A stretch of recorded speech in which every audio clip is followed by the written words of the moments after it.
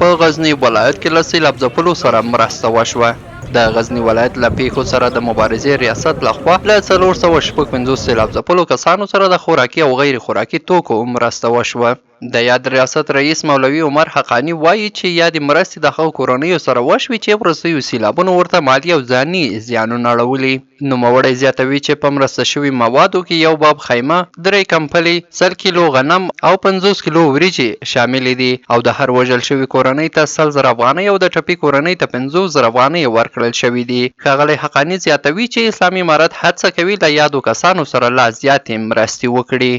دا مرسته له هغو خلکو سره اوس هغه په دا وروستیو کې تاسو په جریان کې یاست د اختر په شپو کې د غزني په ښار او په ولسوالیو کې سیلابونه راووتل او خلک یې ډېر مالي او ځاني د سر زیانونه واړول.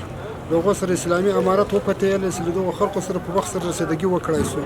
نو په دغو بنا باندې دغه خوراکي مواد او غیر خوراکي مواد د هغو د کورنیو سره د لاسنیوي په خاطر باندې رالېږلي دي چې موږ نن تاسې ولیدل هغو کورنیو ته چې چا ته زیانونه پکې اوښتي وو یا یې کورونه ګډ شوي وو او یا یې مثلا په کلي توګه کور له منځه تللی وي یا قسمي له هغوی سره اسلامي امارت دغه خواخوږي او اسلامي خواخوږي په خاطر باندې دغه مرسته کومک وکړو. او له کومو شهیدانو کورنیو سره چې موږ مخکې مساعدت کړی وو د هر شهید په سر باندې 1 لک افغانۍ اسلامي امارت رالېږلي وي او د هر ټپي او زخمي دپاره 15,000 افغانۍ اسلامي امارت له لوري ورته راغلي وي. موږ په خپل لاس باندې مخکې ورته تقسیم کړي وي او موږ نور هم انشاءالله کوشش کوو چې د خلکو سره د هغوی هغه کوم شیان چې خراب شوي وو لکه فرش و ظرف و لوښي و د کور هغه اړین اسباب د سیل وړي وو یا خراب شوي وو هغه مرسته مې انشاءالله العزیز موږ له دې خلکو سره ژمنه کړې ده او موږ یې ورسره کوو. په همدې حال کې سیلاب ځپلو کسانو چې مرستې یې اخیستې د اسلامي امارت څخه خوښ دي او له همکارو مؤسسو او اسلامي امارت نه غواړي چې دوی سره لا ډېرې مرستې وکړي.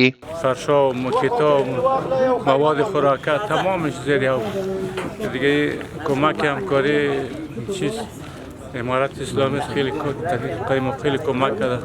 از مواد خانه تا شد، نصفش تا رفت، نصفش شقه شد، او رفت گنبدی ها را کل تکه دیگه کالا و مالا را کل خراب کرده دیگه و دا مواد خیلی نبخش ما کمک کرده. پیسه نقد ما داده اینی کمپل و خیمه و برنج این چیزها را ما داده. ما خیلی خوشحال هستیم. کمک داریم 14,000 افغانی شده بود یک کمر سرابه که 3 دانه کمپل و یا 2 دانه بشکه و نمی چیزا رو کمک کردی خلاص. دا مرستې په داسې حال کې کیږي چې وروستیو سیلابونو په غزني ولایت کې خلکو ته سخت مالي او ځاني زیانونه اړولي. عبدالخالق وصال، شمله رادیو، غزني.